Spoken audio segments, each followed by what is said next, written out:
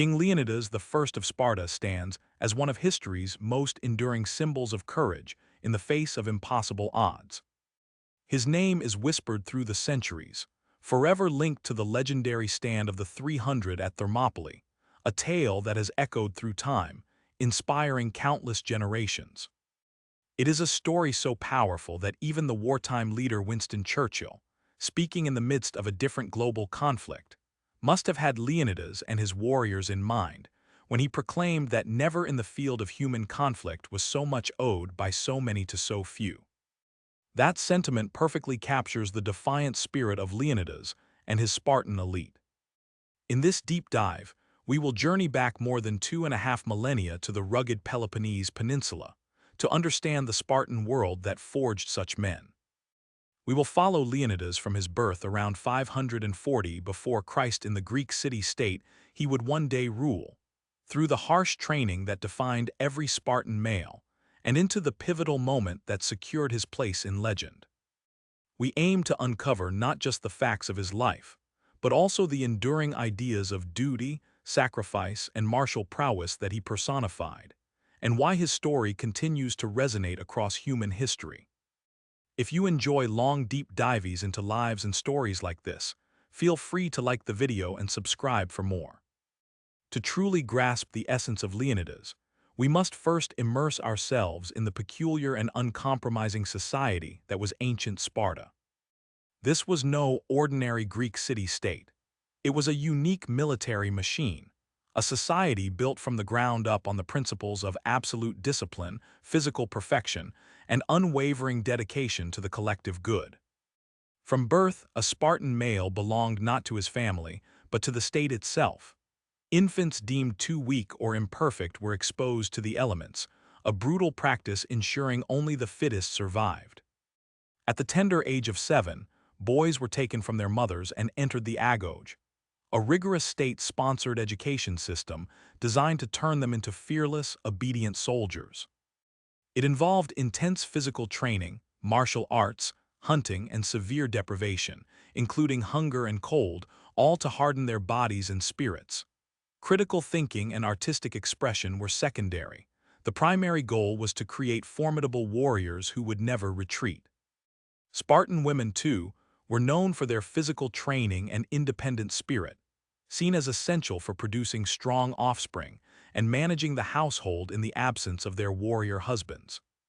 This austere, almost monastic dedication to military readiness was the bedrock of Spartan identity, distinguishing them dramatically from their more culturally diverse Athenian rivals.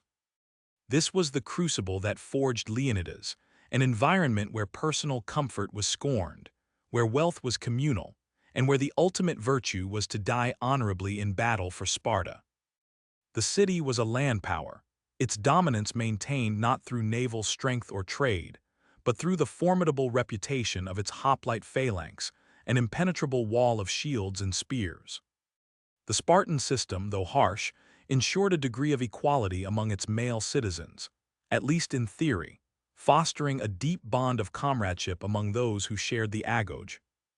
This collective identity, however, rested on the forced labor of the helots, a subjugated population who vastly outnumbered their Spartan masters, their constant potential for rebellion further cementing the need for Spartan military vigilance and unity.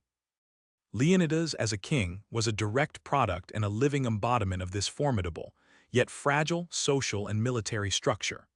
Born around 540 BC, Leonidas belonged to the Agid dynasty, one of the two royal houses that jointly ruled Sparta.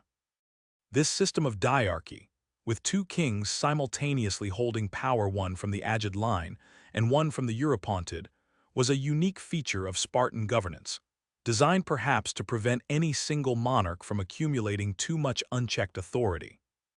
Leonidas himself was the son of King Anaxandridas II, and through his lineage, he traced his ancestry back to the legendary hero Heracles, a claim that imbued the Spartan kings with a semi-divine aura and a powerful sense of duty. Despite his royal birth, Leonidas, like every other male Spartan citizen, was subjected to the rigorous agoge from the age of 7. This wasn't merely a rite of passage. It was the crucible in which Spartan identity was forged, a brutal, relentless training regime designed to strip away individual weakness and instill unwavering loyalty, discipline, and martial prowess. He endured the hunger, the beatings, the mock battles, and the psychological conditioning that transformed boys into formidable warriors. He learned to live off the land, to fight with brutal efficiency, and to value the collective above all else. This shared experience, irrespective of birthright, fostered a deep sense of camaraderie and equality among Spartan citizens, even if hierarchical structures still existed. The agoge ensured that when Leonidas eventually ascended to the throne, he was not just a king by blood, but a Spartan in every fiber of his being, a warrior leader who understood intimately the hardships and triumphs of his men. Leonidas's path to kingship was not straightforward. He was not the eldest son of Anaxandridas II. His elder half-brothers, Cleomenes I and Dorius, preceded him. Cleomenes I eventually became king, known for his aggressive foreign policy and his attempts to assert Spartan hegemony over the Peloponnese. Dorius, a promising warrior, famously left Sparta to found colonies in Sicily and Libya after being denied the throne, dying in the process. It was only after the death of Cleomenes I, who himself left no male heirs, that Leonidas, who had married Cleomenes' daughter Gorgo, became king around 489 or 488 BC. His ascension marked a pivotal moment, as the geopolitical landscape of the Hellenic world was rapidly shifting, dominated by the ominous shadow cast by the burgeoning Persian Empire. The Spartan system of governance, which Leonidas now embodied as king, was far more complex than a simple monarchy. Beyond the two kings, power was distributed among several influential bodies. The ephors, 5 annually elected magistrates, held immense authority. They supervised the kings, controlled the agoge, managed foreign policy, and could even indict and depose kings. The Gerousia, a council of 30 elders, including the two kings, and 28 men over the age of 60 elected for life, served as the supreme court and prepared legislation for the Apella, the assembly of all male citizens. This intricate web of checks and balances, while ensuring stability, also meant that any major decision, especially one as momentous as going to war, required widespread consensus, often involving lengthy debate and consultation with the gods through divination. It was into this carefully balanced, militarily focused, and deeply traditional society that Leonidas emerged as king, just as the Persian threat loomed largest. The first major confrontation with Persia had occurred a decade earlier, in 490 BC, when King Darius I's invasion force was decisively defeated by the Athenians at the Battle of Marathon. This victory had bought Greece a brief reprieve, but it was clear to any astute observer that the Persians would return, seeking to avenge their humiliation and complete their conquest of the independent Greek city-states. Indeed, the decade following Marathon saw the Persian Empire under Darius's successor, Xerxes I, systematically preparing for an invasion of unprecedented scale. Xerxes amassed an immense army and navy, drawing resources and manpower from across his vast empire, from India to Egypt. He commissioned the construction of a pontoon bridge across the Hellespont to facilitate the crossing of his land forces into Europe, and had a canal dug through the Athos Peninsula to avoid the treacherous storms that had plagued his father's fleet.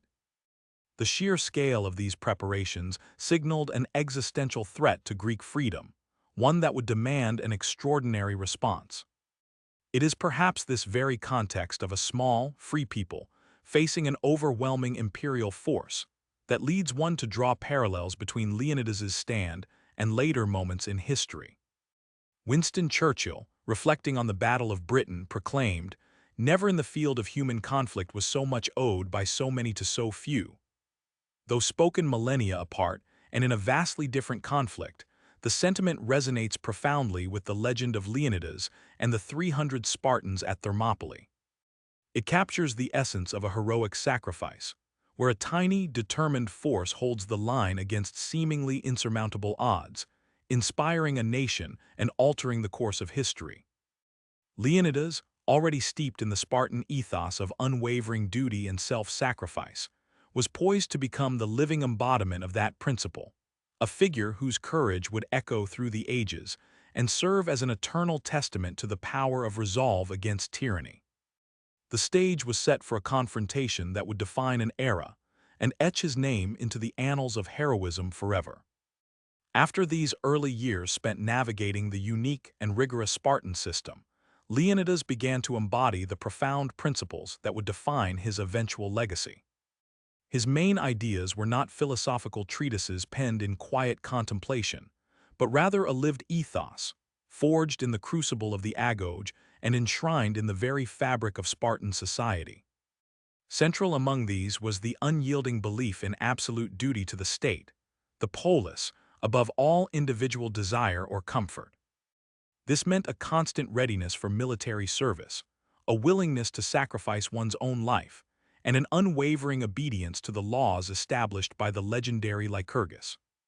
For Leonidas, as for every Spartan citizen, the collective well-being and security of Sparta was the supreme good, dictating every aspect of existence from childhood education to death on the battlefield. These ideas translated into a set of key principles that guided his life and leadership. Foremost was the principle of arete, a concept encompassing excellence, virtue, and courage, particularly in a martial context. Leonidas was trained from a tender age to cultivate physical endurance, mental fortitude, and a stoic indifference to pain or fear. He learned the vital importance of the phalanx formation, a disciplined infantry unit where each soldier protected his neighbor, emphasizing collective strength over individual prowess. This principle of mutual reliance, where the strength of the unit depended on the unwavering commitment of each man, became a cornerstone of Spartan military thought, and by extension, Leonidas' own approach to command. He understood that true victory came not from individual heroism alone, but from the synchronized, unyielding will of many. The central themes defining Leonidas' life and actions were deeply interwoven with these ideas and principles. Sacrifice for the greater good stood as a preeminent theme. Spartan society deliberately cultivated a culture where dying for Sparta was considered the ultimate honor, a glorious end far preferable to surrender or retreat. Another powerful theme was defiance against overwhelming odds. The Spartans, though numerically small, considered themselves superior in training and resolve, willing to face any foe. Leonidas would come to personify this defiance. Furthermore, his life was a living embodiment of Spartan identity itself, a stark representation of the disciplined, martial, and self-sacrificing warrior ethic that Sparta projected to the wider Greek world. In a broader sense, his story would later represent the theme of freedom versus tyranny, as Greece stood against the encroaching Persian Empire. Important details underscore these fundamental aspects of Leonidas' character and the Spartan system that shaped him. As a member of the Agid royal house, Leonidas claimed direct descent from Heracles, the mythical hero, a lineage that imbued him with a sense of divine right and a formidable expectation of bravery. His path to the throne was not entirely straightforward. He succeeded his half-brother, Cleomenes I, a controversial figure whose demise cleared the way for Leonidas' ascension. His marriage to Gorgo, the daughter of Cleomenes and a woman renowned for her intelligence and wisdom, provided him with a politically significant union and a strong partner, one who was herself a product of the Spartan way of life. These familial and political intricacies, combined with the unceasing influence of the agoge, ensured Leonidas was not only a king by birth, but also, crucially, a king by training and by temperament, perfectly attuned to the demanding expectations of his unique society.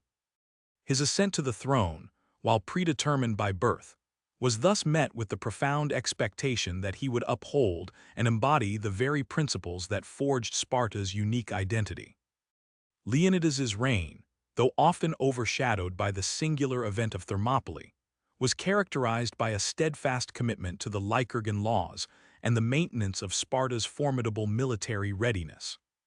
He understood that the dual kingship he shared with Leotychides presented both a strength and a potential challenge, requiring careful navigation of political currents within the Gerousia, Council of Elders, and the Ephorate, the 5 annually elected overseers who wielded significant power. His main ideas as a ruler revolved around preserving Spartan autonomy, fostering internal stability, and ensuring the continued preeminence of the Lacedaemonian army. He governed with a quiet authority, a characteristic product of his disciplined upbringing, preferring action and principle over flamboyant rhetoric. The key principles guiding Leonidas's actions were unyielding: duty, honor, discipline, and the absolute primacy of the state over the individual. For a Spartan king, personal ambition was secondary to the collective good of the polis. He was expected to be the ultimate guardian of the laws, the supreme commander in battle, and a moral exemplar for his people. This was not a burden but a deeply ingrained identity.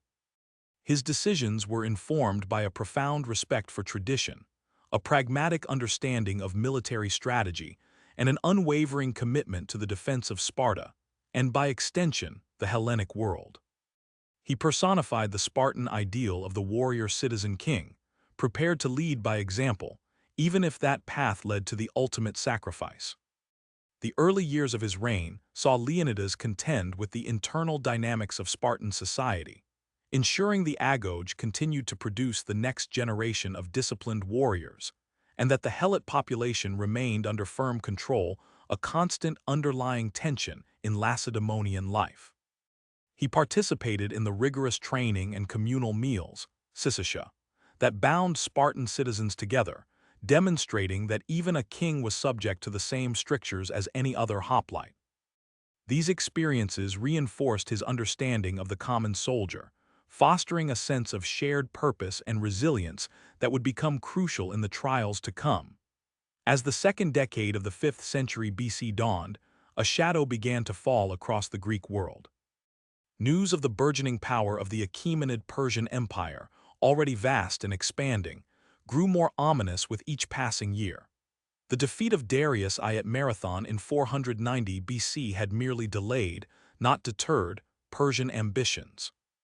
His son, Xerxes, inherited a kingdom brimming with resources and an insatiable desire to avenge his father's humiliation and extend Persian dominion over all of Greece. This looming threat brought to the forefront the central themes of Leonidas's historical significance: the defense of freedom, the unity of disparate Greek city-states against a common foe, and the stark contrast between Eastern despotism and nascent Western ideals of liberty. Leonidas, like other Greek leaders, received intelligence regarding Xerxes' colossal preparations: the construction of a pontoon bridge across the Hellespont, the excavation of a canal through the Athos Peninsula, and the gathering of an army and navy of unprecedented scale. The sheer magnitude of the Persian host, described by ancient historians as numbering in the millions, though likely an exaggeration, it certainly represented an overwhelming force, struck fear into the hearts of many Hellenes. The Persian demand for earth and water, symbols of submission, sent shivers down the spines of independent city-states. In 481 BC, representatives from various Greek polities convened at the Isthmus of Corinth to forge a Hellenic League, a rare and fragile alliance born out of shared peril.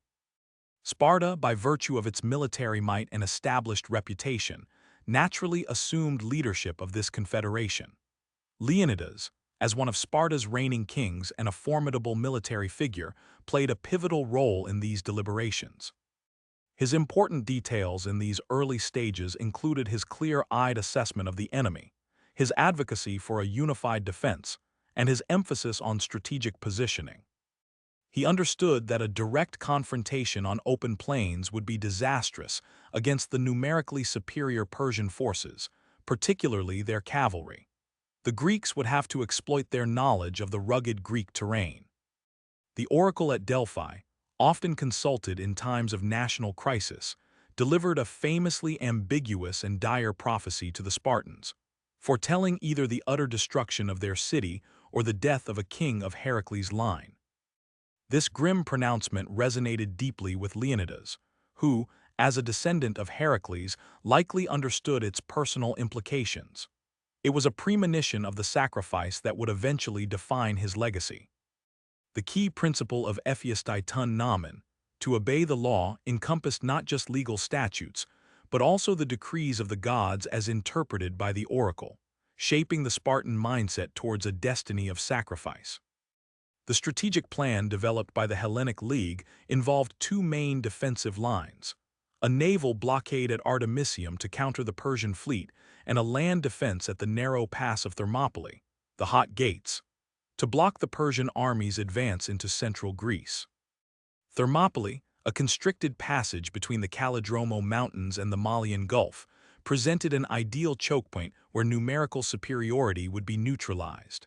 It was a place where a small, disciplined force could hold back an empire. Leonidas was entrusted with the command of the land forces tasked with holding Thermopylae. However, the timing was problematic for Sparta. It was the period of the Carnia, a sacred festival during which military campaigns were forbidden. Furthermore, the Olympic Games were also underway, requiring a truce. These deeply held religious observances meant that Sparta could not commit its full hoplite army immediately. This presented Leonidas with a profound dilemma: sacred law versus existential threat. In a decision that epitomized the main idea of strategic sacrifice and leadership by example, Leonidas chose to proceed with a relatively small contingent. He did not lead the full might of the Spartan army. Instead, he took with him 300 Spartiates, full Spartan citizens, all seasoned warriors who were fathers and had living sons, ensuring their lineage would continue even if they fell. This detail underscores a practical aspect of the Spartan code, ensuring the continuity of the citizen body. Accompanying them were several thousand allied Greek soldiers, including Boeotians, Phocians, Locrians, and Thespians, bringing the total defending force to an estimated 7,000 men. This decision, often interpreted as a suicide mission, was more nuanced. Leonidas likely intended to delay the Persians as long as possible, buying crucial time for the rest of Greece to mobilize, while also demonstrating Spartan resolve and inspiring wider Greek resistance. He was making a potent political and military statement. As Leonidas marched north towards Thermopylae in the summer of 480 BC, his journey was not merely a military deployment, but a testament to the central theme of heroism in the face of impossible odds. The tales recounted by Herodotus, though perhaps embellished, capture the spirit of defiance. Upon reaching the pass, his forces immediately began to fortify the existing Phocian wall, a crumbling structure that had been built centuries earlier. He deployed his troops meticulously, placing his elite Spartans at the narrowest point, ready to withstand the initial onslaught. For 2 arduous days, Leonidas and his men held the pass, repelling wave after wave of Persian attacks. The Persian immortals, Xerxes' elite fighting force, found themselves unable to break through the disciplined Spartan phalanx. The Lacedaemonians fought with unparalleled ferocity and skill, their long spears dory and heavy shields forming an impenetrable wall. They employed tactical maneuvers, feigning retreats only to turn and cut down their pursuing adversaries. Leonidas's presence on the battlefield was constant, his commands clear, his courage unwavering. His leadership was critical in maintaining morale and coordinating the diverse Greek forces. When Xerxes, astonished by their resistance, sent an envoy demanding they lay down their arms, Leonidas famously retorted, "Malan labe, come and get them," a phrase that would forever encapsulate the Spartan spirit of defiance. The tide turned on the 3rd day with the treachery of Ephialtes of Males, a local shepherd driven by the promise of reward. Ephialtes revealed to Xerxes a secret mountain path, the Anapeia, which bypassed the main pass. This path, known only to locals, allowed a contingent of Persian forces, led by Hydarnes and the Immortals, to outflank the Greek defenders. Upon learning of the betrayal, Leonidas faced the ultimate test of his key principles. He convened a war council. With the pass about to be attacked from both front and rear, holding the position was no longer strategically viable. To save the majority of the Greek allied forces, Leonidas made the agonizing but decisive choice to send them away. He understood that their survival was crucial for the continuing defense of Greece. However, he himself, along with his 300 Spartans, the Thespians, who refused to leave and chose to fight alongside the Spartans, and some Thebans, who were allegedly held as hostages, resolved to stay and fight to the death. This final act of sacrifice cemented Leonidas's place in history. He knew his death would fulfill the Delphic prophecy, appease the gods, and most importantly, provide an enduring example of courage and selflessness for all of Greece. His decision was not born of desperation, but of calculated defiance, a last stand designed to inflict maximum casualties on the enemy, to delay them for precious hours, and to inspire a level of resistance that no amount of Persian gold or military might could ever achieve. It was the ultimate embodiment of the Spartan ethos, either with it or on it, returning with one's shield in victory or being carried upon it in honorable death. On the morning of the third day, knowing their fate, the remaining defenders fought with a grim determination born of certainty. Leonidas led his men in a desperate final charge against the Persian hordes, now attacking from both sides. The fighting was brutal and chaotic. The Spartans, wielding swords after their spears broke, fought with unmatched fury, cutting down countless Persians. Leonidas himself fell early in the battle, fighting bravely at the front lines. The battle then devolved into a desperate struggle over his body, a point of immense honor for both sides. The Spartans fought fiercely to prevent its desecration, repelling 4 Persian charges before finally being overwhelmed by the sheer weight of numbers and a volley of arrows and javelins. The Battle of Thermopylae, though a military defeat, was a profound moral victory and a pivotal moment in the Greco-Persian Wars. It galvanized Greek resistance, inspiring them to fight with renewed vigor at the subsequent battles of Salamis and Plataea, which ultimately led to the Persian defeat. The important details of his stand, his final words, and the actions of his 300 Spartans became legendary. His death was not just the end of a king, it was the birth of an enduring myth of heroism. The central themes of Thermopylae and Leonidas's legacy are multifaceted. He became the ultimate symbol of courageous resistance against tyranny, a defender of Western liberty against Eastern despotism. His sacrifice underscored the idea that even overwhelming power could be challenged by disciplined valor. The memory of the 300 Spartans and their king served as a constant reminder of the price of freedom and the power of unity. In the aftermath, the Persians buried Leonidas and the other fallen Greeks in a mass grave, a monument later erected with the famous epitaph by Simonides. "Go tell the Spartans, stranger passing by, that here, obedient to their laws, we lie." Years later, Leonidas's remains were reportedly returned to Sparta and interred with full honors, and a hero shrine was established in his name, where annual games were held. Leonidas's story transcends the mere recounting of historical events.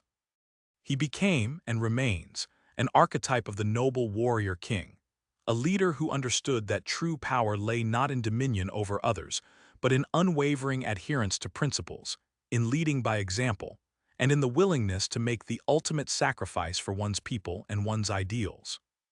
His upbringing in the Agoge, his adherence to Lycurgan law, his strategic acumen, and his self-sacrificial bravery at Thermopylae combined to paint a portrait of a king who was perfectly attuned to the demanding expectations of his unique society, and who, in his final moments, forged a legacy that would resonate through millennia, forever embodying the indomitable spirit of Sparta. As their distinctive society solidified, the Spartans faced pivotal choices and underwent profound transformations that would define their enduring legacy. We must now turn our attention to the major turning points, the significant moments, the important changes, and the critical developments that marked their unique trajectory. One of the most major turning points in Spartan history was the series of Messenian Wars, particularly the Second Messenian War in the late 7th century before Christ. This prolonged and brutal conflict against their western neighbors, the Messenians, fundamentally reshaped Sparta. Following their ultimate victory, the Spartans reduced the Messenians to the status of helots, a state-owned serf class. This subjugation provided Sparta with a stable agricultural base, but also created an ever-present internal threat, requiring constant vigilance and solidifying the city-state's militaristic ethos as a necessity for survival. This unique social structure set the stage for many significant moments, none more iconic than the Battle of Thermopylae in 480 before Christ. Here, a small force of 300 Spartan hoplites, alongside other Greek allies, famously held a narrow pass against the vast Persian army for several days. This stand to the death, led by King Leonidas, while a tactical defeat, became a powerful symbol of courage and defiance against overwhelming odds. It showcased the Spartan commitment to duty and honor, galvanizing the other Greek city-states and inspiring resistance against the Persian invasion. Over centuries, Sparta underwent several important changes to maintain its rigid system. The Agoge, their rigorous state-run education and training system for male citizens, progressively hardened. It became the bedrock of their society, designed to produce disciplined soldiers wholly dedicated to the state. This system, which began for boys at the age of 7 and continued well into adulthood, ensured military readiness and social conformity, suppressing individualism in favor of collective identity and martial prowess. This dedication meant Sparta focused inward, becoming resistant to external cultural influences and economic diversification. A critical development, however, was the slow and irreversible decline in the number of full Spartan citizens, the homoi. Warfare continuously culled their ranks, and strict inheritance laws, which sometimes concentrated land in fewer hands, made it difficult for all men to maintain the economic independence required for full citizenship. This shrinking pool of homoi placed immense strain on their military, forcing them to rely more on non-citizen Spartan fighting forces and allied contingents. This demographic challenge, combined with their resistance to incorporating new citizens, gradually eroded the very foundation of their power and proved to be an internal weakness that no amount of military discipline could fully overcome. The demographic challenge, combined with their resistance to incorporating new citizens, gradually eroded the very foundation of their power and proved to be an internal weakness that no amount of military discipline could fully overcome. However, these internal strains were often exacerbated and brought to a head by external conflicts, transforming subtle shifts into undeniable turning points. One of the most significant moments for Sparta was the Peloponnesian War, 431–404 BC. While ultimately victorious against Athens, securing Spartan hegemony over Greece, the war itself introduced fundamental changes that paradoxically contributed to Sparta's eventual decline. The sheer duration and scale of the conflict forced Sparta to adapt in ways that compromised its traditional Lycurgan system. To challenge Athenian naval supremacy, Sparta had to build and maintain a fleet, a venture funded largely by Persian gold. This marked a critical development, as Sparta, once solely a land power, became entangled in naval warfare and international diplomacy beyond its traditional sphere. The influx of wealth, much of it gained through plunder and foreign subsidies, began to corrode the austerity that was a cornerstone of Spartan society. Citizens who had previously shared a more egalitarian, if austere, lifestyle were now exposed to material luxuries, exacerbating existing economic inequalities and accelerating the decline of the homoi. The pursuit of wealth directly undermined the communal messes and the spirit of shared hardship that defined the full citizen. Following their victory, Sparta faced the unprecedented challenge of administering a vast empire. They replaced Athenian democracies with oligarchies loyal to Sparta, governed by Spartan harmosts, military governors. This was an important change, as Sparta, accustomed to direct control over a helot population, proved ill-suited to subtle imperial administration. Their heavy-handed approach, characterized by a lack of understanding for the diverse political and cultural landscapes of the Greek city-states, bred widespread resentment and opposition. This rigid adherence to their own system, coupled with a failure to integrate or even genuinely ally with their newly liberated states, transformed former allies into potential enemies. The cost of maintaining this empire, both financially and in terms of manpower, further strained Sparta's diminishing resources and its already fragile social structure. The demand for military service away from home meant extended absences for citizens, further disrupting the agricultural and social fabric that sustained their way of life. The widespread discontent with Spartan hegemony soon led to the Corinthian War, 395–387 BC, a major turning point that saw a coalition of former allies Thebes, Athens, Corinth, and Argos rise up against Sparta. This war highlighted the fragility of Spartan dominance and their inability to secure lasting loyalty. Despite initial Spartan victories, the conflict demonstrated that their military supremacy was no longer absolute, and they were increasingly dependent on Persian support, shifting alliances and subsidies to maintain their position. The eventual King's Peace, or Peace of Antalcidas, dictated by Persia, was a humiliating development for all Greek states, but particularly for Sparta, as it underscored their dependence on a foreign power to manage inter-Greek affairs. While the peace technically recognized Sparta's military prowess, it simultaneously exposed their diplomatic weakness and their inability to forge true stability. However, the most critical development and the ultimate turning point that irrevocably shattered Spartan power was the Battle of Leuctra in 371 BC. Sparta's arrogant and heavy-handed intervention in Boeotia, specifically their occupation of the Theban Acropolis, the Cadmea, a few years prior, had provoked Thebes into becoming a formidable adversary under the leadership of Epaminondas and Pelopidas. At Leuctra, the Thebans, employing innovative military tactics such as the oblique phalanx and a deep left wing, decisively defeated the Spartan army. This was not merely a loss, it was a psychological and demographic catastrophe.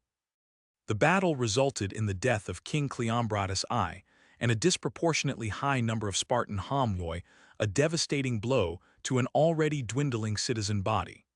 The myth of Spartan invincibility was irrevocably broken. This single battle fundamentally altered the balance of power in Greece, ending 2 centuries of Spartan military dominance. The aftermath of Leuctra brought about rapid and profound changes. The Thebans, under Epaminondas, capitalized on their victory with multiple invasions of Laconia, Sparta's home territory. This was an unprecedented act, as Sparta had not seen a hostile army on its soil for centuries.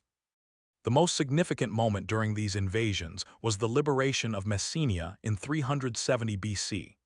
Epaminondas orchestrated the resettlement of Messenian Helots into a new, independent city-state, Messene, and fortified it. This act was an existential blow to Sparta, as the Messenian Helots represented the vast majority of their forced labor force, the economic backbone of their entire system. Without Messenian agricultural production, the Spartan economy collapsed, making it impossible for many citizens to contribute to the communal messes and thus maintain their full citizenship rights.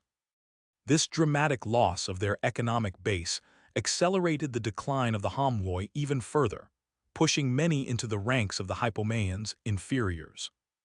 The liberation of Messenia was not just a military defeat, it was the surgical removal of the very foundation upon which the Spartan state had been built for centuries, representing the most important change in Sparta's entire history. The post-Leuctra period saw Sparta relegated to a secondary power, struggling for survival rather than supremacy. Their population continued to shrink, exacerbated by further military losses and their rigid refusal to integrate non-citizens into their political structure. Efforts to revive their fortunes, such as reforms proposed by Agis IV and Cleomenes III in the 3rd century BC, aimed to redistribute land, cancel debts, and expand citizenship. These were critical developments, reflecting a desperate recognition by some Spartan leaders that fundamental changes were needed to address the deep-seated demographic and economic crises. However, these attempts at radical reform often met with fierce resistance from conservative elements within Sparta and ultimately failed, highlighting the internal divisions and the difficulty of altering ingrained traditions. By the time of the Roman conquest of Greece in the 2nd century BC, Sparta was a shadow of its former self, retaining some symbolic prestige due to its legendary past, but holding little actual power. Its military discipline, once the envy of the Greek world, could not compensate for the critical lack of manpower and the erosion of its social and economic foundations. The city-state eventually became a kind of historical curiosity and a tourist attraction for Roman elites, revered for its austere traditions but no longer a force in international politics. The major turning points: the Peloponnesian War, the Corinthian War, and most decisively, the Battle of Leuctra and the liberation of Messenia each contributed to a cumulative decline, transforming Sparta from the dominant power in Greece to a relic of a bygone era. Their resistance to adapting to evolving political and economic realities, coupled with the internal contradictions of their unique social system, proved to be their ultimate undoing, demonstrating that even the most disciplined and formidable military machine could not survive without a sustainable socio-economic and demographic base. We have journeyed through the life of Xerxes the Great, from his ascension to the throne of the largest empire the ancient world had ever seen, to his grand ambitions and the eventual complexities of his rule. He was a monarch who inherited not just a vast realm, but also the formidable legacy of Cyrus and Darius, a lineage that demanded not mere maintenance but continuous expansion and glory. His personal drive, perhaps a deep sense of divine mandate, propelled him towards his monumental invasion of Greece, an undertaking of unprecedented scale and logistical mastery. Yet, despite his immense power, Xerxes remains a figure of profound paradox. He sought to assert Persian dominance over the Western world, to avenge his father Darius' defeat at Marathon, and to unify the diverse peoples under his banner through a singular, shared ambition. His early success at Thermopylae and the sacking of Athens represented the zenith of this effort, a moment where the Persian Empire seemed unstoppable. However, the subsequent naval defeat at Salamis, followed by the land defeat at Plataea, marked a turning point, not only in the war but in Xerxes' own perception of his imperial destiny. He returned to his opulent capitals, never again to lead a major military campaign, turning his focus inward to administrative and construction projects. This shift illustrates a fundamental tension: the boundless aspiration of an absolute monarch confronting the stubborn realities of geography, logistics, and the fierce independence of those he sought to subjugate. The story of Xerxes thus encapsulates several profound themes.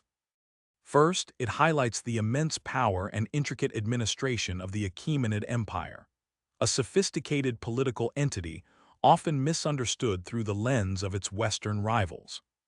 Second, it presents a compelling case study of ambition and its limits, showing how even unparalleled resources and willpower can be thwarted by unforeseen challenges.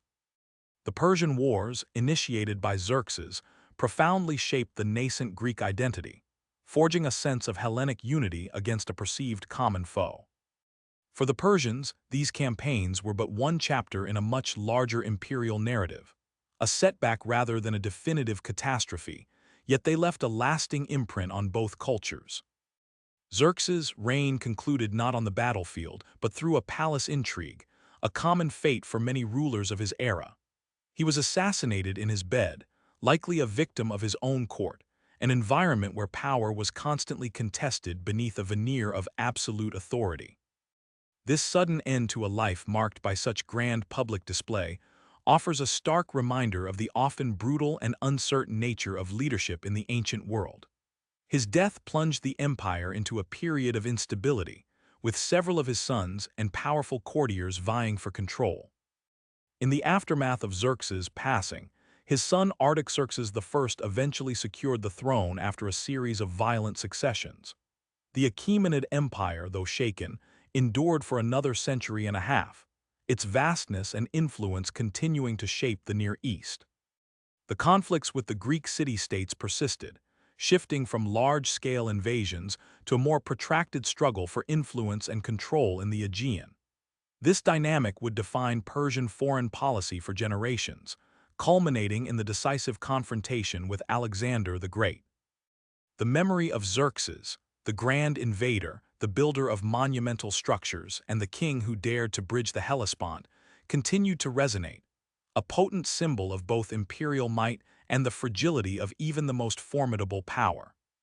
The memory of Xerxes, the grand invader, the builder of monumental structures, and the king who dared to bridge the Hellespont, continued to resonate, a potent symbol of both imperial might and the fragility of even the most formidable power.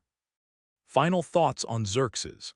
A king of contradictions, Xerxes I remains one of history's most fascinating and enigmatic figures, a monarch whose reign was defined by both unprecedented grandeur and profound challenge. His legacy is a complex tapestry woven from monumental ambition, lavish expenditure, a colossal military undertaking, and an ultimately transformative, albeit costly, defeat. He inherited an empire at its zenith, forged by Cyrus the Great and consolidated by Darius I, and sought to imprint his own indelible mark upon it. His architectural endeavors alone secure his place in history as a visionary builder. Persepolis, in particular, stands as a testament to his ambition and the vast resources at his disposal. The magnificent palaces, the Apadana staircase adorned with depictions of delegates from across the empire, and the Gate of All Nations with its towering lamashu were not merely structures. They were physical manifestations of a Achaemenid imperial ideology, a multicultural empire united under the divine authority of the great king.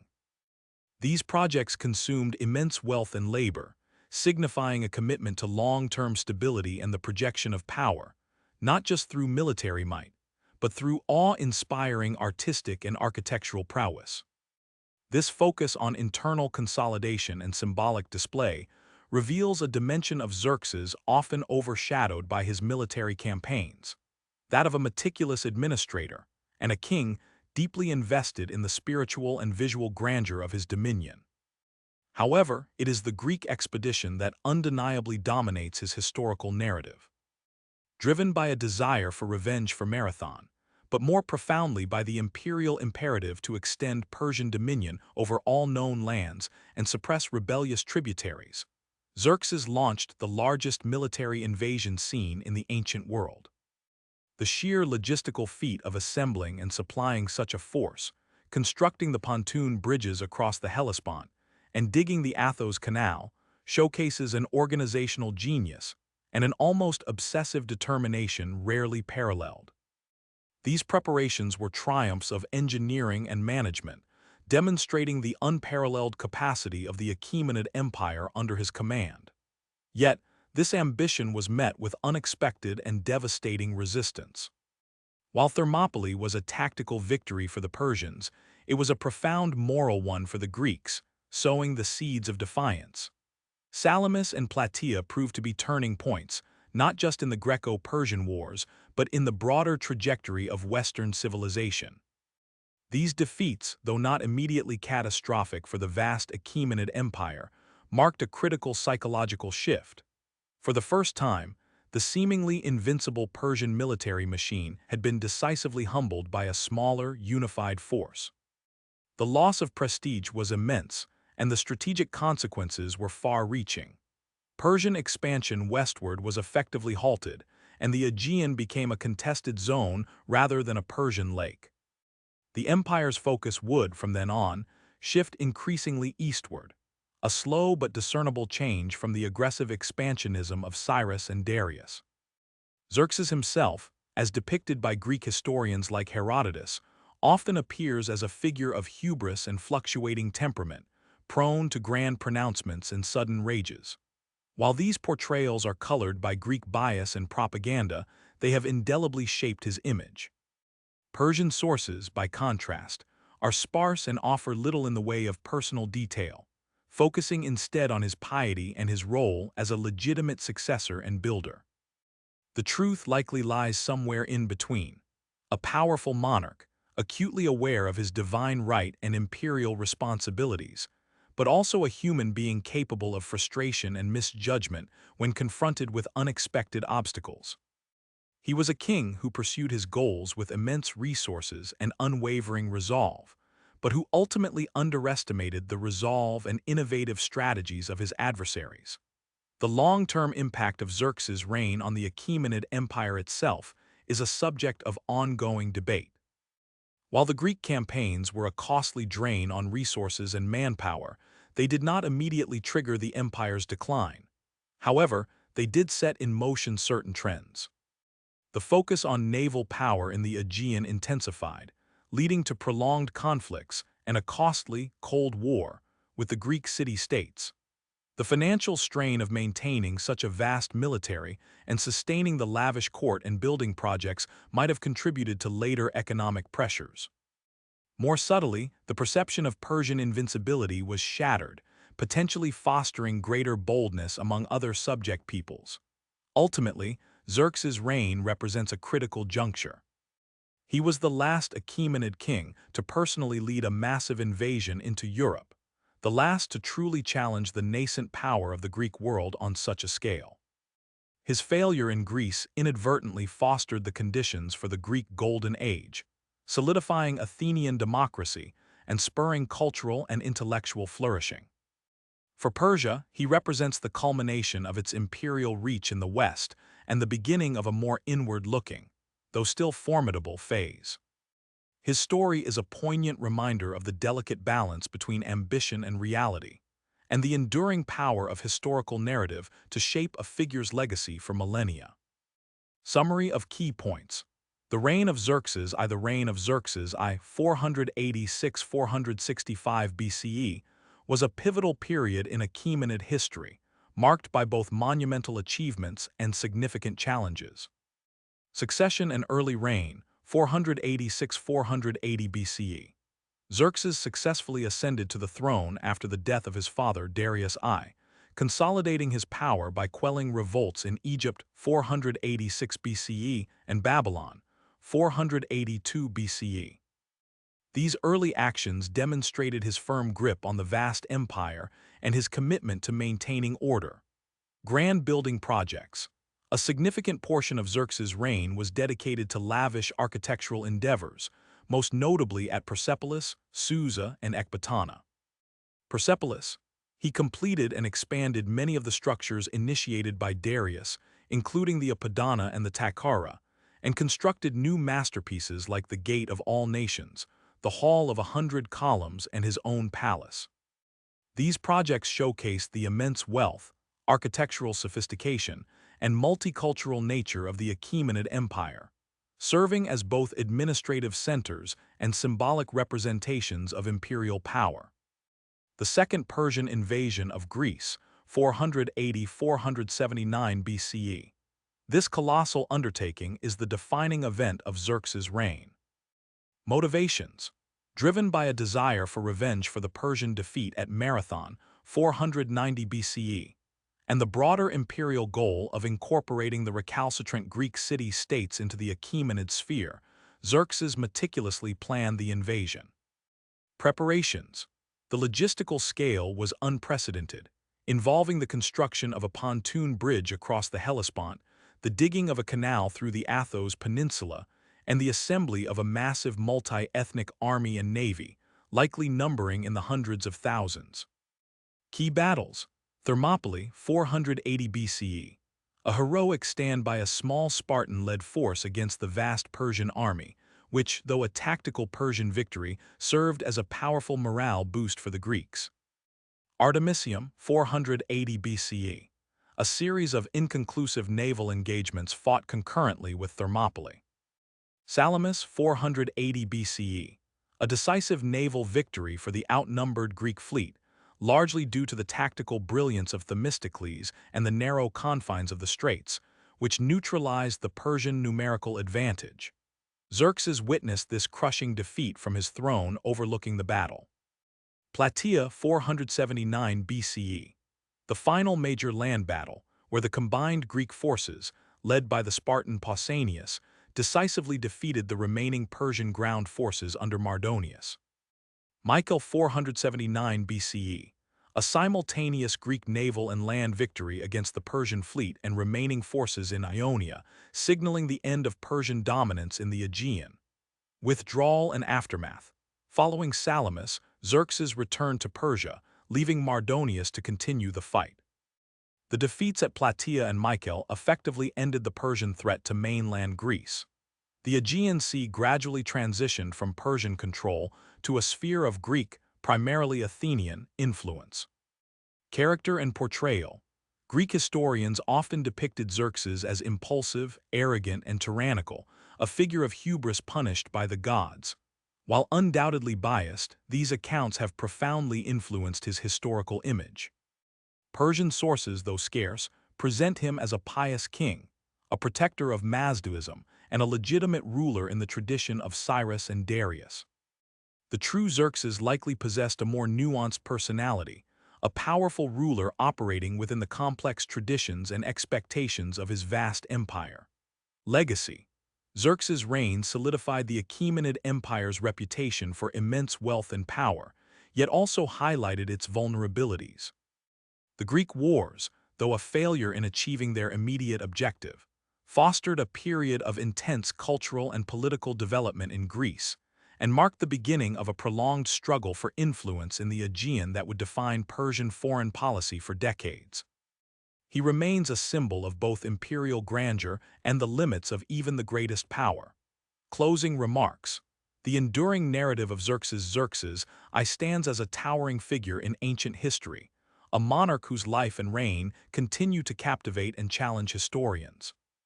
His story is one of grand ambition and colossal undertakings, forever etched into the collective memory by the titanic clash between East and West. He dared to dream on a scale few rulers have ever conceived, bridging continents and challenging the very forces of nature in his pursuit of imperial destiny. Yet his epic endeavors also serve as a profound testament to the unpredictable currents of history, where even the most formidable power can be checked by unexpected resistance, strategic innovation, and sheer human determination. He was a king who inherited a golden age and, through his building projects, sought to perpetuate and elevate it further, leaving behind architectural wonders that still inspire awe. Simultaneously, through his military campaigns, he inadvertently forged the very unity and self-awareness that would define the classical Greek world and set the stage for its subsequent cultural efflorescence. The image of Xerxes, alternately seen as a magnificent emperor, a tyrannical invader, or a figure of tragic hubris, continues to resonate, embodying the perennial themes of power, conflict, and cultural identity. His reign, therefore, is not merely a chapter in the annals of the Achaemenid Empire.